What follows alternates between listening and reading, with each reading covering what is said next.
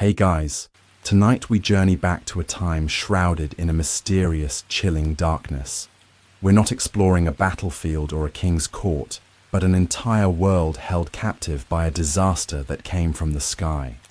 We're diving into the year 536 AD, what many historians call the single worst year to be alive. It was a time when the sun simply vanished, replaced by a dim, powerless glow, plunging the globe into a twilight of unending cold, famine, and despair. So, before you get comfortable, take a moment to like the video and subscribe if these quiet explorations of the past help you unwind. Let me know in the comments where you're tuning in from. It's always fascinating to see who is joining our journey from around the world. Now, dim the lights, maybe pull a blanket a little closer, and let's travel back 1,500 years to witness the beginning of the darkest year in human history. Our story tonight begins not with the clash of armies or the ambition of a king, but with a quiet and unsettling change in the sky. Let your mind drift back to the world of 536 AD. You are a farmer in the rolling hills of Gaul, a silk merchant in the bustling heart of Constantinople, a monk on a misty Irish coast, or a poet in the grand cities of Tang, China. Your world is one of routine, of seasons you can trust, and of a sun that, while sometimes hidden by clouds, is always a reliable and life-giving presence. Life is hard, of course. It is a world of iron and toil, of local lords and distant emperors, but it is a world that makes sense. The sun rises, the crops grow, and the seasons turn. The rhythms of your life are tied to this celestial clockwork, a predictability that provides a thin but essential layer of comfort against the hardships of your existence. But in the spring of this year, that fundamental certainty, the most basic promise of the natural world, begins to dissolve. It starts subtly, without warning or explanation. A strange, persistent haze appears in the sky. It is not the familiar grey of an overcast day, nor the morning mist that burns off by noon. It is a dry fog, a thin, pale veil that hangs in the atmosphere day after day, week after week. At first, it is a curiosity, a topic of conversation in the marketplace. You and your neighbours look up, shielding your eyes, and wonder at the strange, milky quality of the light. Elders, their faces etched with the memory of 100 seasons, admit they have never seen anything like it. There is a sense of unease, a low, quiet hum of anxiety, but not yet true fear. Surely, you think, a strong wind will come and blow it away. But the wind does not come, and the veil does not lift. You notice the colours of the world beginning to change. The vibrant green of the new spring leaves seems duller, muted, as if seen through a dusty piece of glass. The brilliant blue of the sky is gone, replaced by a permanent, pearlescent grey. As spring bleeds into what should be summer, the phenomenon intensifies. The haze thickens, and the sun, your constant, fiery companion, begins to change. It loses its brilliance, its power.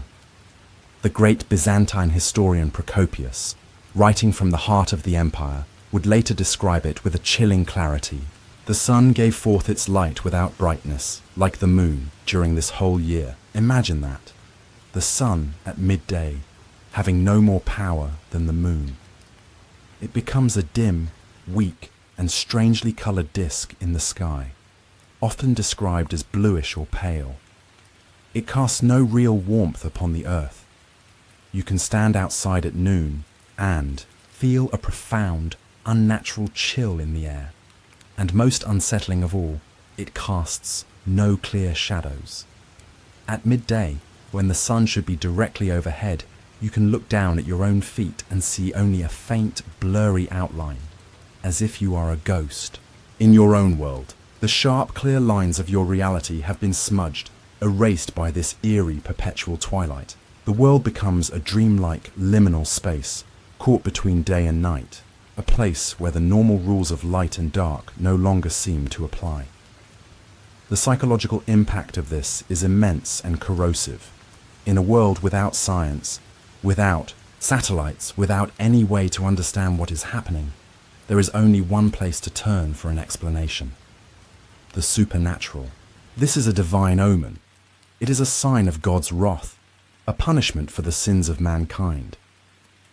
In the Christian churches of Europe and the Byzantine Empire, priests lead their terrified flocks in prayer, their sermons filled with apocalyptic warnings, their interpretations of Scripture growing darker and more desperate with each passing week.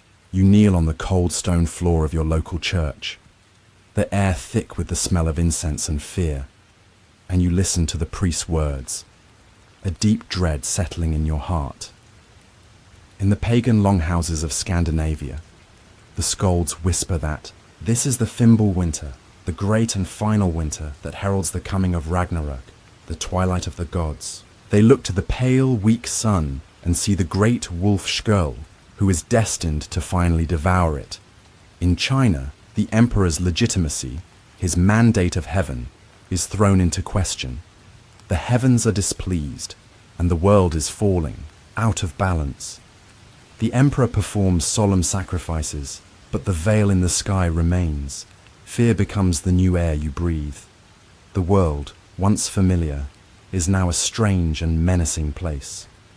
The dim, eerie light transforms the landscape. The forests seem darker, their familiar paths now filled with deeper, more threatening shadows. Animals are said to be confused, their natural rhythms thrown into chaos.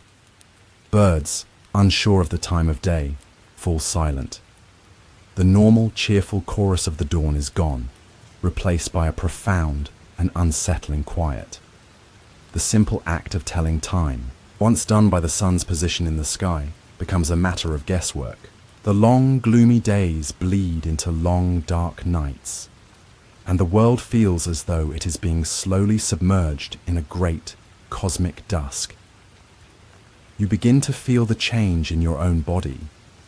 The lack of sunlight creates a deep, unshakable weariness, a lethargy that settles into your bones.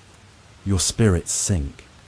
The familiar, cyclical hope that comes with the seasons, the promise of spring planting, of summer growth, of autumn harvest, is gone, replaced by a monotonous, grey uncertainty. Your children, who should be playing outside in the summer sun, huddle inside your hut, their faces pale, their questions unanswerable. Why has the sun gone away? When will it come back? You have no answers. No one does. All you know is that the most fundamental promise of your world has been broken. The comforting, life-giving sun has been veiled. And you are now a resident of a world of twilight, a world holding its breath, waiting in the cold and the gloom for whatever is coming next. And as the days grow shorter and the first, unnatural, frosts of summer begin to bite, you begin to suspect that what is coming is a long and terrible darkness. The strange, sunless twilight that has settled over your world is more than just an eerie spectacle. It is an active and malevolent force. The mysterious veil in the sky is not just blocking the light, it is blocking the warmth. As the year 536 unfolds, a deep and unnatural chill begins to seep into the very bones of the earth. The familiar, comforting rhythm of the seasons, the great circling dance of the year that has governed human life since the dawn of time, completely and utterly fails. This is the story of the year without a summer, a year where the world forgot how to be warm, a year where winter simply refused to leave. Spring arrives, but it is a ghost of a season. It is a lie on the calendar. The snows of winter melt, but the ground remains cold and hard to the touch, the earth feeling as though it is still in a deep and frozen slumber. The trees, which should be bursting with new green leaves, put forth only a few small, tentative buds that seem to shrivel in the weak, powerless sunlight. The air, which should be filled with the songs of migrating birds and the buzz of insects, is unnervingly quiet. The silence of a world holding its breath. You wear your heavy winter wool cloak not just in the morning, but all through the day, a garment you should have stored away months ago. there is a sense of profound wrongness, a feeling that the world's great clock has broken, that the promise of warmth has been betrayed. You plant your seeds in the cold, hard soil, not with hope, but with a sense of desperate, futile duty. Then comes summer, the season that should be a time of warmth, of growth, of long, sunlit days spent working in the fields under a benevolent sun. But in 536, summer never arrives. The cold persists, and in many places it deepens into a state of perpetual, unnatural winter. Historical records from around the world paint a chillingly consistent picture of this climatic catastrophe. In China, the court annals record frost and even snow falling in the middle of August, a climatic impossibility that causes widespread panic and is seen as a sign of heavenly displeasure.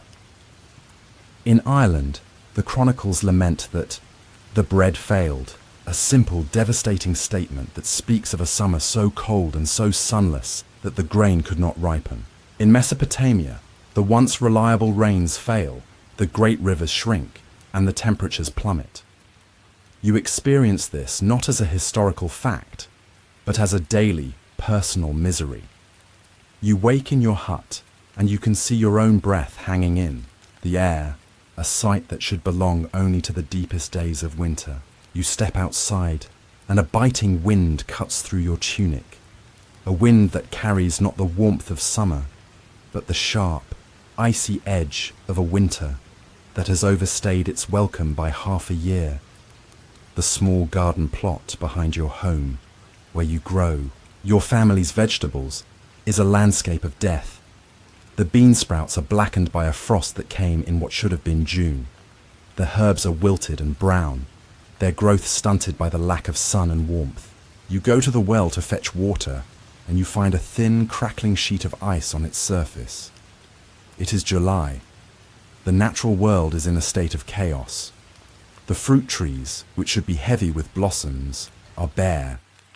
The bees, confused by the cold and the lack of flowers, stay in their hives, and the honey, a precious source of sweetness in your world, is not produced. The livestock, shivering in the fields, find little new grass to eat. They grow thin and weak, their milk production dwindles, and their young are born small and sickly.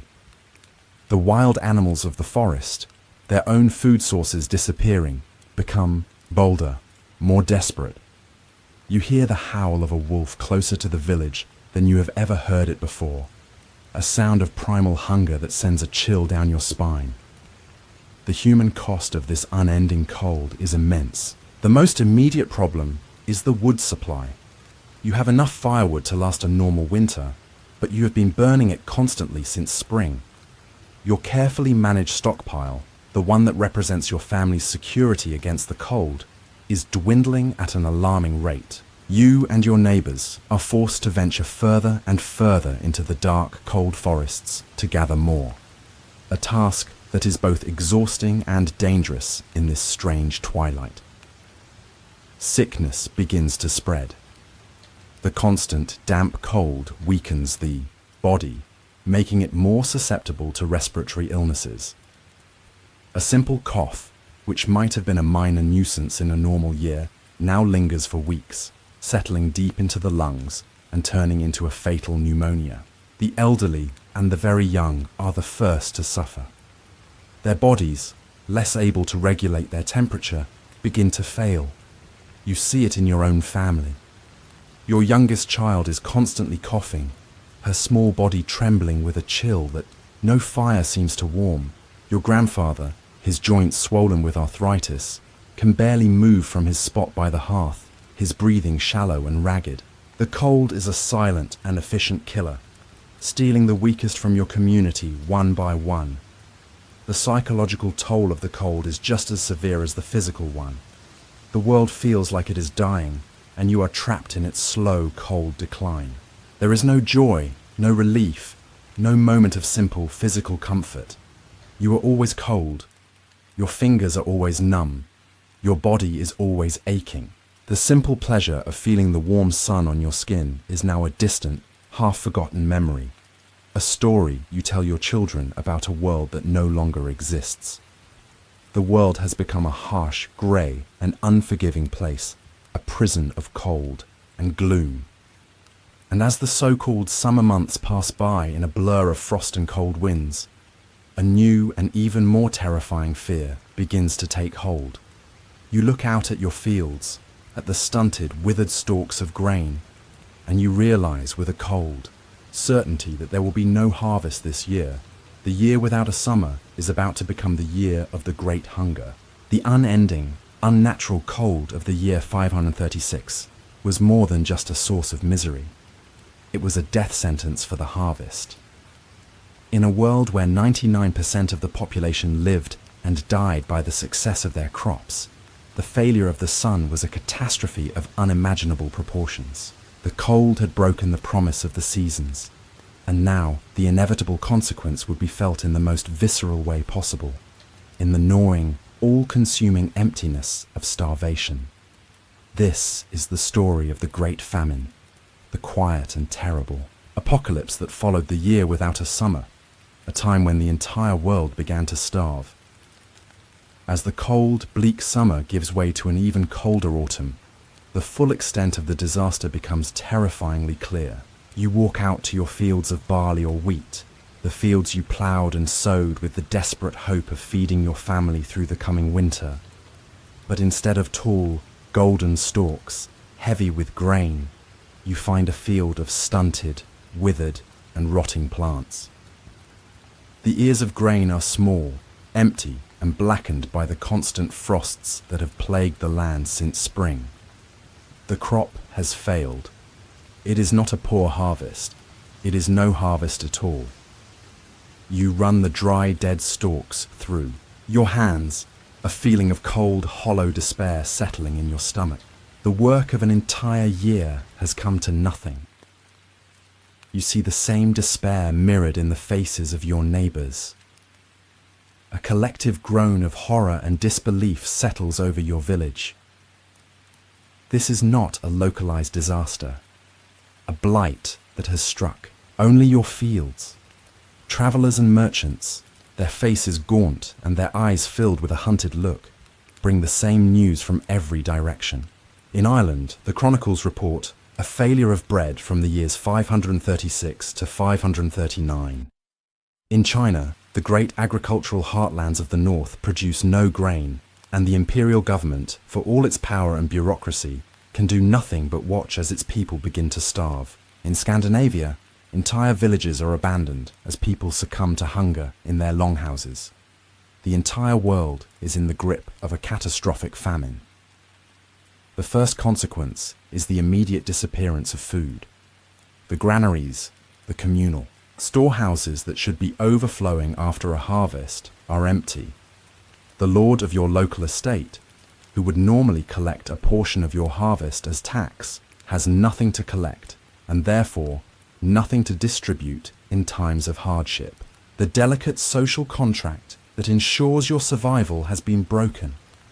The price of whatever meager food is available skyrockets. A single loaf of bread, if you can even find one, now costs what a pig would have cost last year. Your small savings, a few bronze coins hidden under a floor stone, are worthless. The market, once a place of trade and community, becomes a place of desperation and conflict. The few merchants who have any grain guard it with clubs and knives, their faces hard and unforgiving. The social order, already strained by the fear and confusion of the veiled sun, now begins to completely break down. The bonds of community, of kinship, of simple human decency are dissolved by the acid of hunger. At first, people share what little they have, a crust of bread for a neighbour's child, a bit of milk from a starving goat. But as the weeks of hunger turn into months, a new, brutal calculus of survival takes hold.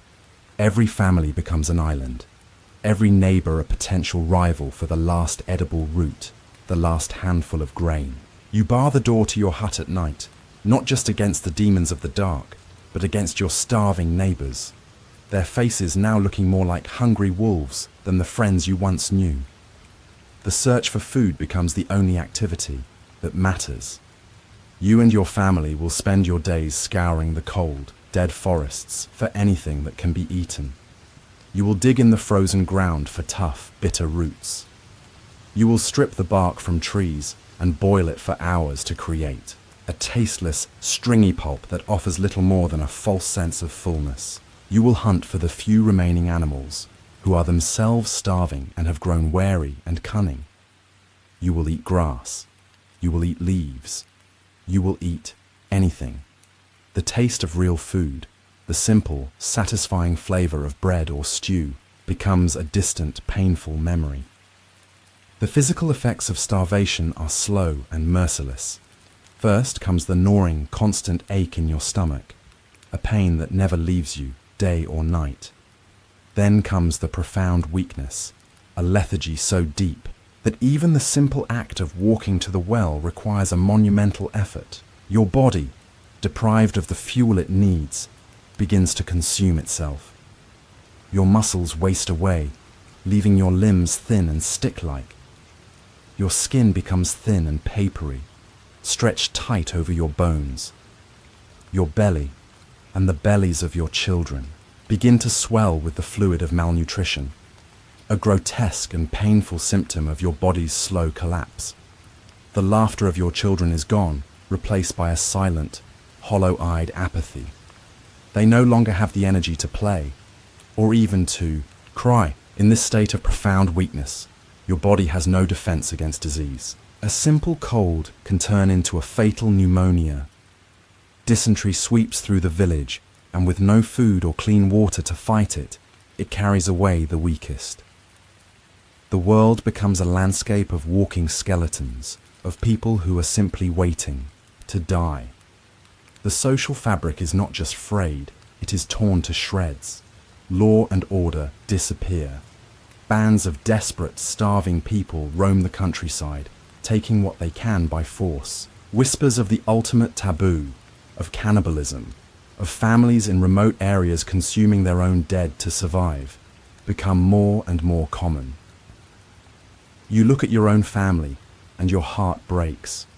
Your wife is a shadow of her former self, her cheekbones sharp, her eyes sunken into her skull. Your children, who once ran and played in the fields, now lie listlessly on their reed mats, their small bodies emaciated. You have failed them.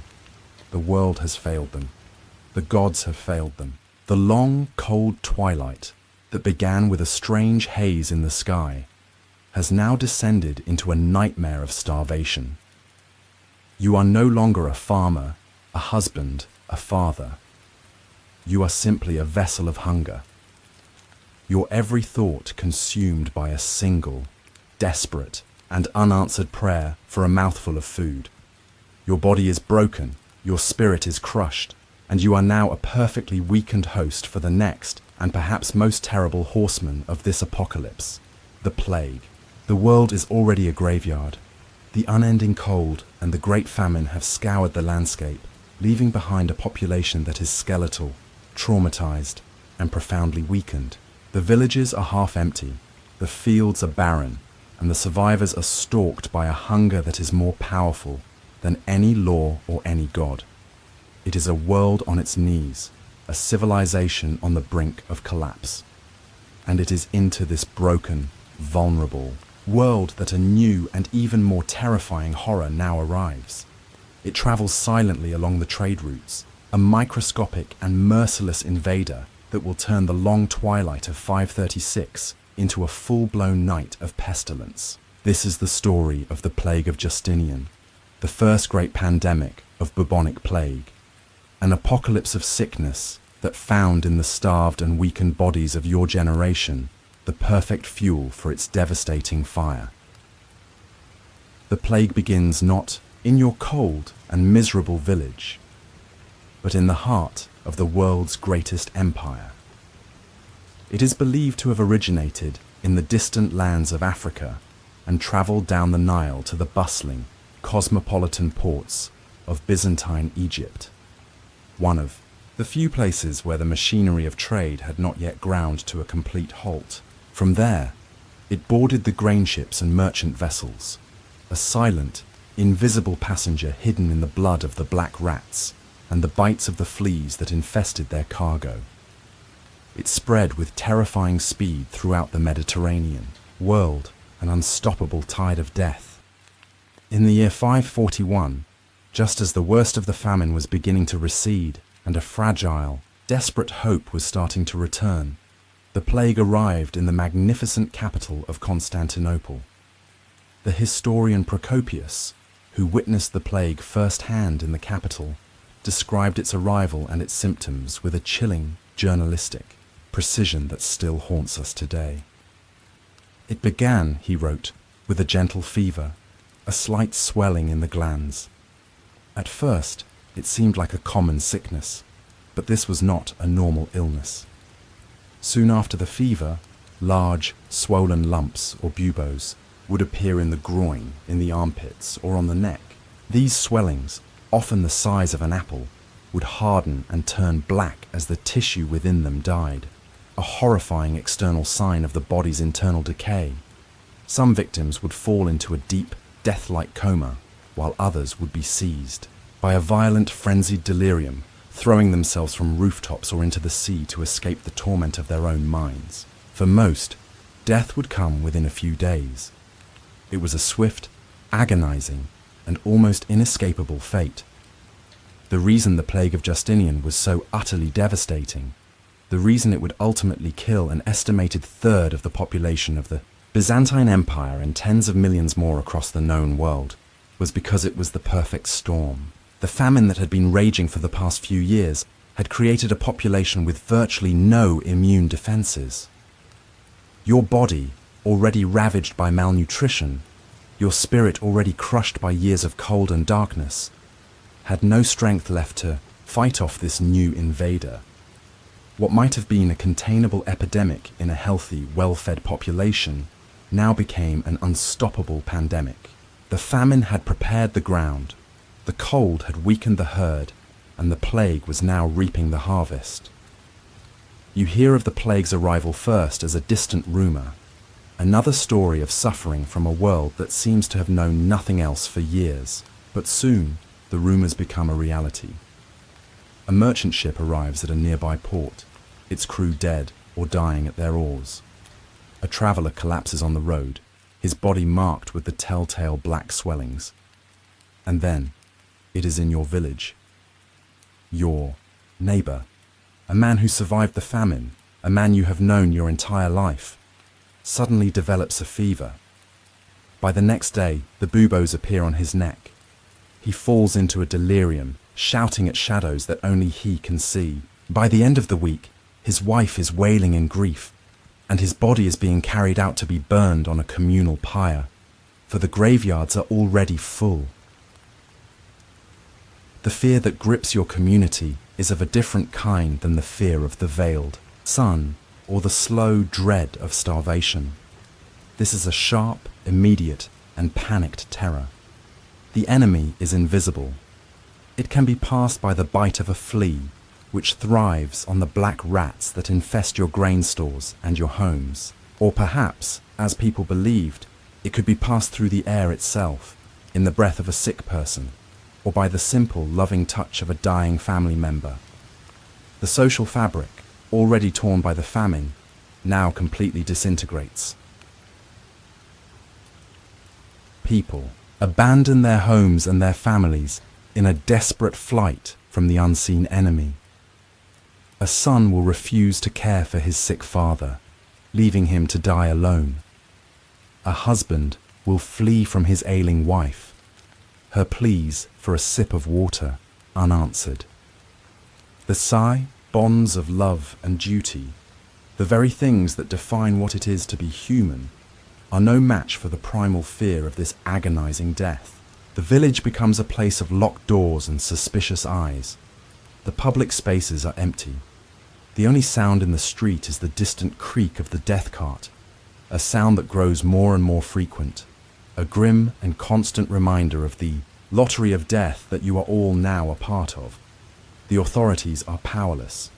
The Emperor Justinian himself contracted the plague, and though he miraculously survived, his empire was being hollowed out from within.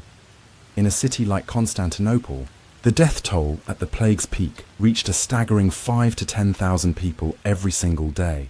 The normal functions of society ceased entirely. There were not enough people left to bake the bread, to guard the walls, to bury the dead. Bodies were piled up in the streets, left to rot in houses, or loaded onto boats and pushed out into the sea. The great city, the heart of civilization, became a stinking, open graveyard. In your small village, the effect is the same, just on a smaller scale. There are not enough healthy people left to work the fields, to tend the livestock, to maintain the community. The world is shutting down. You huddle in your hut, listening to the wails of your neighbors, praying to a God who seems to have completely abandoned the world. The twilight that began with a strange dimming of the sun has now become a true and terrifying darkness, a night of pestilence. You have survived the cold, you have survived the hunger, but now you must survive in a world where your neighbor, your wife, your child, and your own body have all become potential enemies, silent carriers of an invisible and merciless death. The plague, like a great and terrible fire, eventually begins to burn itself out.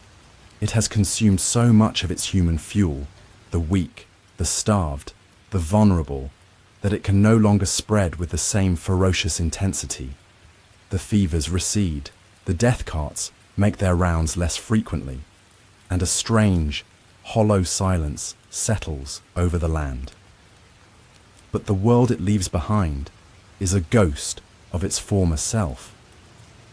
It is a world that is not just wounded, but fundamentally, irrevocably broken. The long twilight that began in 536 and the pestilence that followed have acted as a great shattering blow to the ancient world. The intricate web of trade, of culture, of political power that had held for centuries is now in tatters. This is the story of the aftermath, of the collapse, of how the survivors like you had to learn to live in a shattered, emptier, and much darker world. The first and most immediate consequence is the demographic catastrophe. In the hardest hit areas, like the great cities of the Byzantine Empire, it is estimated that as much as 40% of the population has died. But even in your remote village, the loss is staggering.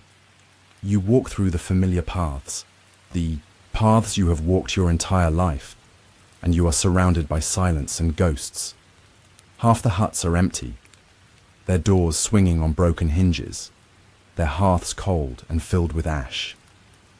The fields, which should be bustling with the activity of a recovering populace, are largely untended, already being reclaimed by weeds and scrub. There are simply not enough people left to work the land. The world has become a quiet, empty place, haunted by the memory of the dead. You are a survivor, but you are a survivor in a graveyard. This massive loss of life triggers a profound economic ruin. The complex, interconnected economy of the ancient world grinds to a halt. The trade routes that once carried silk from China, spices from India, and grain from Egypt are now silent and dangerous. There are not enough sailors to man the ships, not enough merchants to finance the caravans, and not enough consumers in the half-empty cities to buy the goods. The Roman gold coin, the solidus, which had been the stable currency of the Mediterranean for centuries, is devalued as empires can no longer collect enough taxes to support their armies and their governments. The economy collapses from a sophisticated system of international trade back to a primitive state of local barter and subsistence farming. Your village, which once traded its small surplus of wool for iron tools or salt from a traveling merchant, is now completely isolated, an island of survival in a sea of economic decay. The world has shrunk. Your horizon, which was once connected to the great glittering cities of the empire, now extends only as far as the next village. With the collapse of the economy comes the collapse of the cities. The great urban centers of the Roman world, which had been the engines of culture, innovation, and administration, begin to shrink and decay. With trade dead and the agricultural hinterlands unable to support them, the cities empty out. People flee the crowded, plague-ridden urban centres for the relative safety of the countryside, hoping to scratch out a living from the soil. The magnificent public buildings, the forums, the bathhouses, the amphitheatres fall into disrepair, their marble stripped for other uses, their grand halls becoming shelters for squatters and livestock.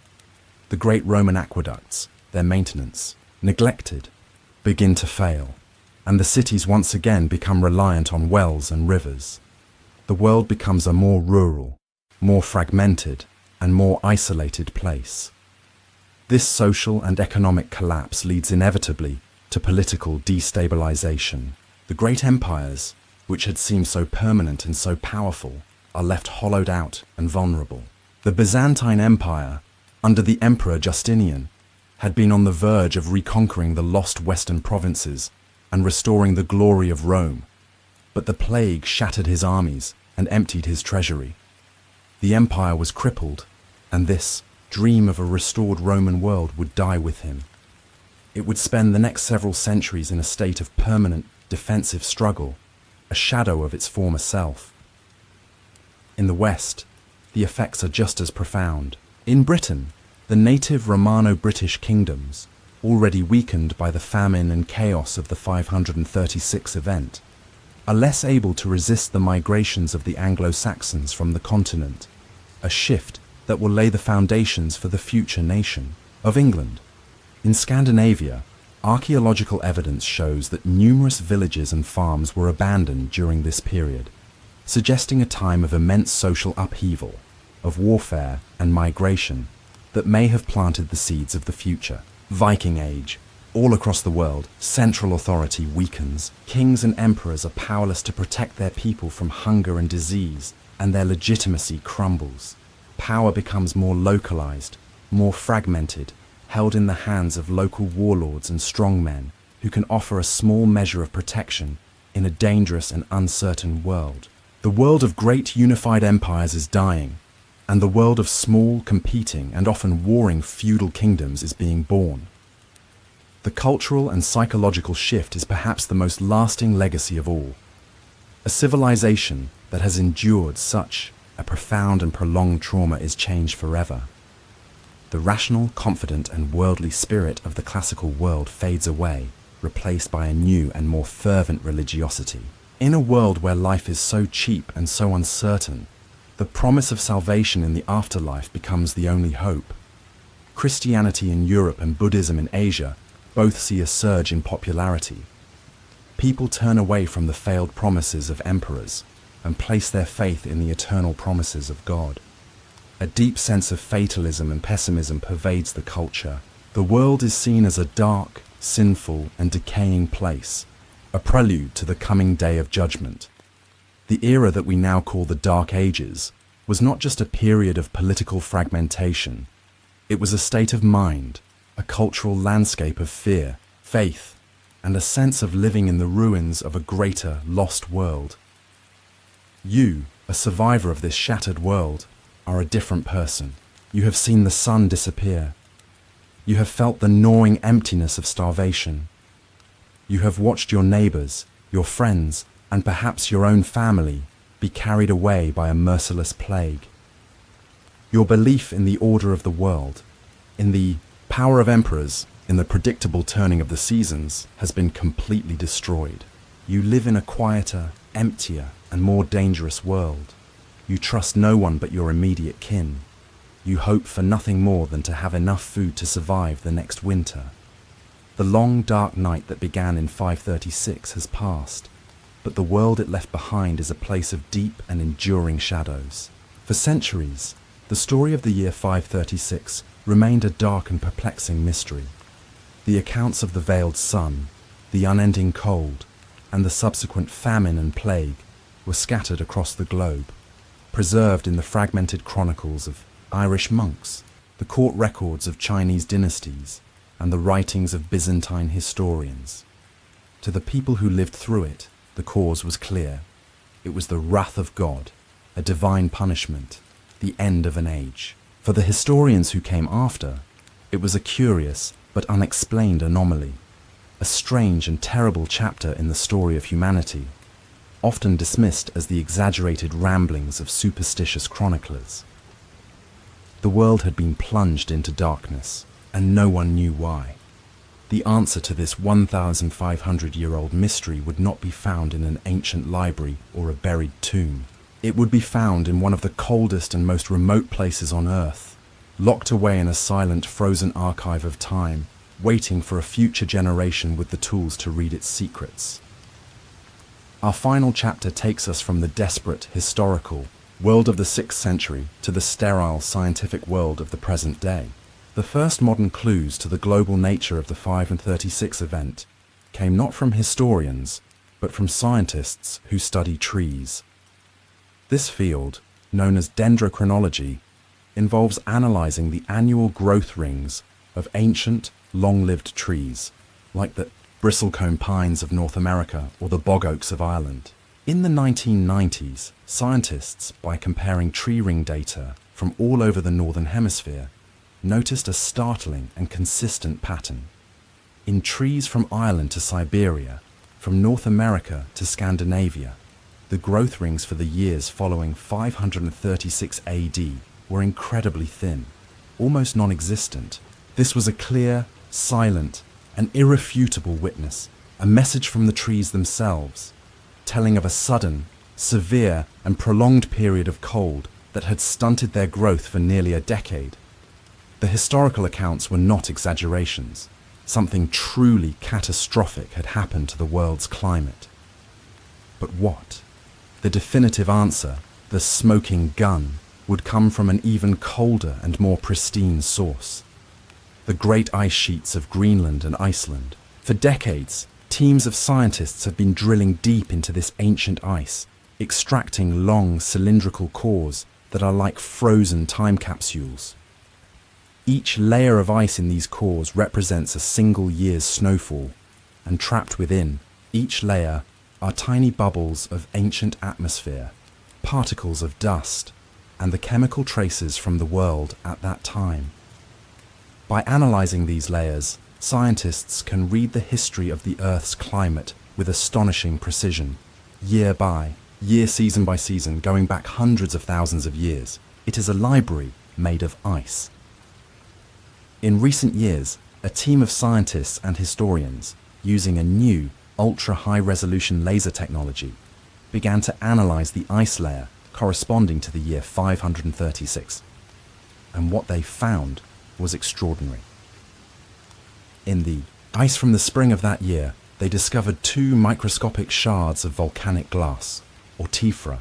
This was the first piece of hard, physical evidence linking the event to a volcano. But the true breakthrough was in the chemical analysis. They found a massive spike in sulfate particles, the telltale chemical signature of a colossal volcanic eruption. Further analysis of the ice layers revealed that this was not just one event. There was another, slightly smaller, volcanic signature in the year 540, and another in 5547. It was a triple blow, a series of volcanic cataclysms that kept the world in a prolonged state of climatic turmoil. Here, at last, was the solution to the 1,500-year-old mystery. The darkness of 536 was caused by a massive volcanic eruption somewhere in the northern hemisphere. The volcano, in a cataclysmic explosion, had blasted a gigantic plume of ash and, more importantly, sulfur dioxide, high into the stratosphere, the upper layer of the atmosphere.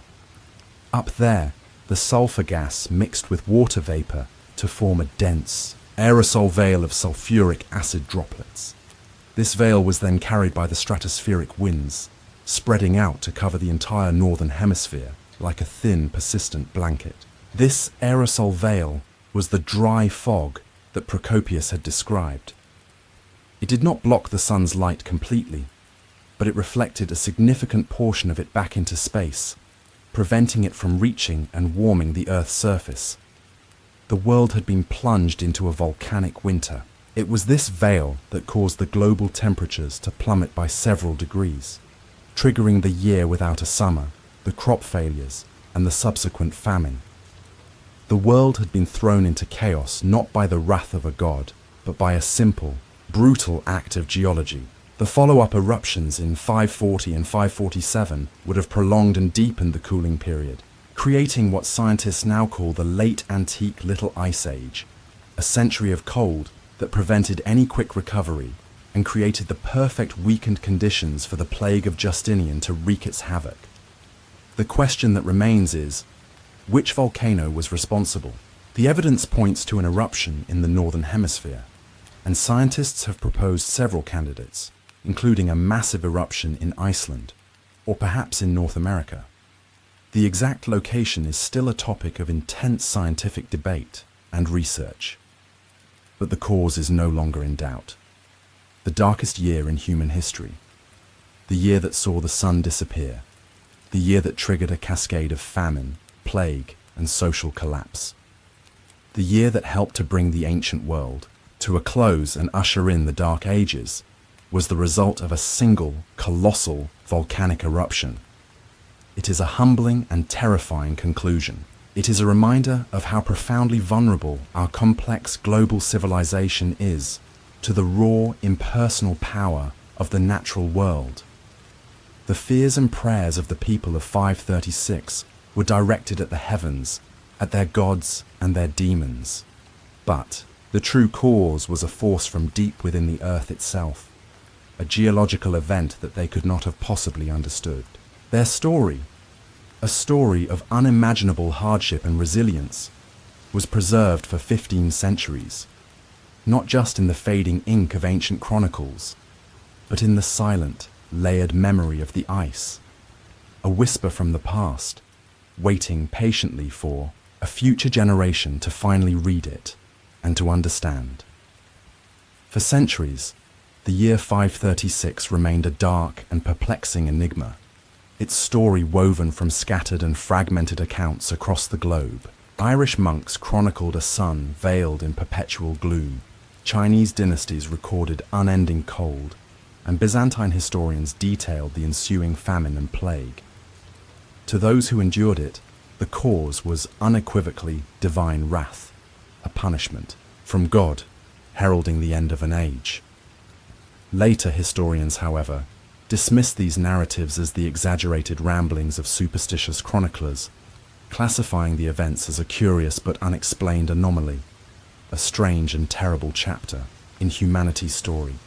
The world had been plunged into an inexplicable darkness, and no one understood why. The answer to this 1,500-year-old mystery, however, would not be unearthed from ancient libraries or buried tombs. Instead, it would be discovered in one of the Earth's coldest and most remote regions, preserved within a silent, frozen archive of time, patiently awaiting a future generation equipped with the tools to decipher its secrets. Our journey to unravel this mystery transports us from the desperate, historically rich world of the 6th century to the sterile, scientifically advanced present day. The initial modern clues to the global nature of the 536 event emerged not from the insights of historians, but from the meticulous work of scientists who dedicate their lives to studying trees. This specialized field, known as dendrochronology, involves the precise analysis of the annual growth rings found in ancient, exceptionally long-lived trees, such as the resilient bristlecone pines of North America or the enduring bog oaks of Ireland. In the 1990s, scientists meticulously compared tree ring data gathered from across the entire Northern Hemisphere, uncovering a startling and remarkably consistent pattern. From the temperate forests of Ireland to the frozen expanses of Siberia, and from the vast wilderness of North America to the rugged landscapes of Scandinavia, the growth rings for the years immediately following 536 AD were alarmingly thin, in some cases almost non-existent. This stark evidence served as a clear, silent, and irrefutable witness, a profound message from the trees themselves, unequivocally indicating a sudden, severe, and prolonged period of cold, that had dramatically stunted their growth for nearly a decade. The historical accounts, it became clear, were not exaggerations.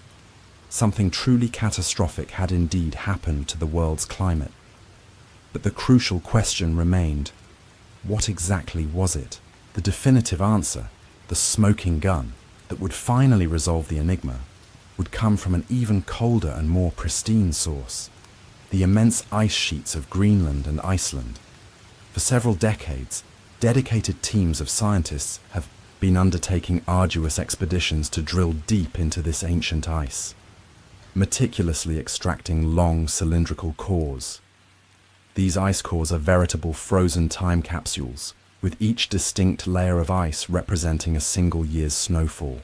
Trapped within these layers are microscopic bubbles of ancient atmosphere, infinitesimal particles of dust, and the subtle chemical traces from the world as it existed at that specific time.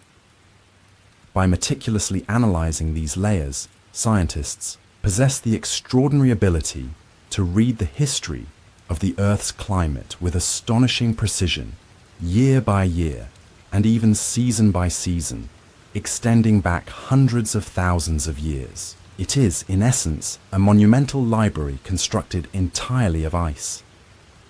In recent years, a collaborative team of scientists and historians, leveraging a revolutionary ultra-high-resolution laser technology, embarked on the ambitious task of analyzing the specific ice layer corresponding to the year 536. What they uncovered was nothing short of extraordinary. Within the ice from the spring of that momentous year, they discovered two microscopic shards of volcanic glass, or tephra. This constituted the very first piece of hard, tangible physical evidence directly linking the enigmatic events of 536 to a volcanic origin. However, the true breakthrough lay in the subsequent chemical analysis. They identified a massive and unmistakable spike in sulfate particles, the undeniable telltale chemical signature of a colossal volcanic eruption. Further, more detailed, analysis of the subsequent ice layers revealed that this was not merely an isolated event. There was another, slightly smaller yet still significant volcanic signature evident in the ice from the year 540, and yet another in 547.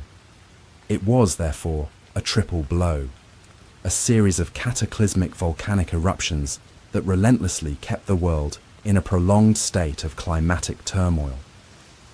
Here, at long last, was the compelling solution to the 1,500-year-old mystery. The profound darkness that engulfed the world in 536 was unequivocally caused by a massive volcanic eruption located somewhere in the northern hemisphere.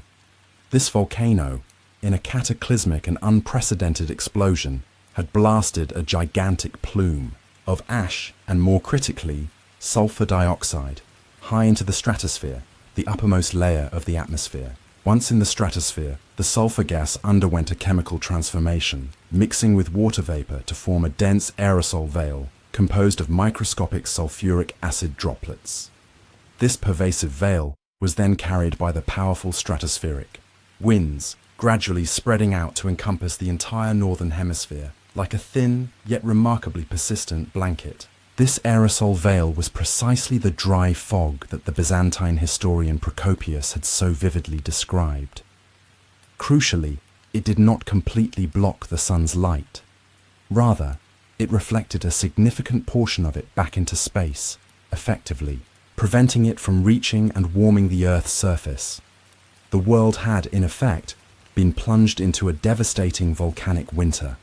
It was this persistent aerosol veil that caused global temperatures to plummet by several degrees, triggering the infamous year without a summer, leading directly to widespread crop failures and subsequently to devastating famines. The world had been thrown into chaos, not by the wrath of an angry god, but by a simple, brutal act of geology. The follow-up eruptions in 540 and 547 would have profoundly prolonged and deepened the cooling period, contributing to what scientists now refer to as the late antique Little Ice Age, a century of sustained cold that severely hampered any quick recovery and inadvertently created the perfect, weakened conditions for the devastating plague of Justinian to wreak its unprecedented havoc across continents.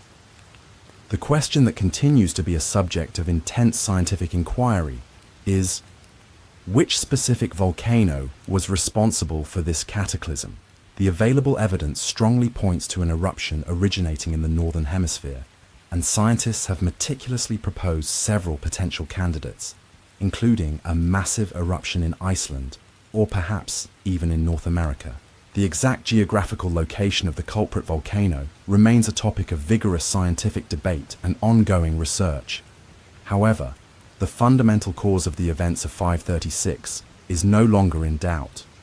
The darkest year in recorded human history, the year that witnessed the sun disappear from the sky, the year that triggered a cascading series of famine, plague, and widespread social collapse, the year that inadvertently helped to bring the ancient world to a definitive close and ushered in the tumultuous Dark Ages, was the direct and undeniable result of a single colossal volcanic eruption. It is a conclusion that is both profoundly humbling and terrifying. It serves as a stark and powerful reminder of how profoundly vulnerable our complex, interconnected global civilization truly is to the raw, impersonal, and awe-inspiring power of the natural world. The fears and fervent prayers of the people who endured the horrors of 536 were directed towards the heavens, towards their gods and their perceived demons. Yet, the true cause of their unimaginable suffering originated from a force deep within, the earth itself, a geological event that they could not have possibly understood or comprehended. Their harrowing story, a testament to unimaginable hardship and unwavering human resilience, was meticulously preserved for 15 long centuries, not merely in the fading ink of ancient chronicles, but more significantly in the silent, layered memory of the ice itself. A chilling whisper from the distant past, patiently waiting for a future generation to finally read its secrets and, at last, to understand.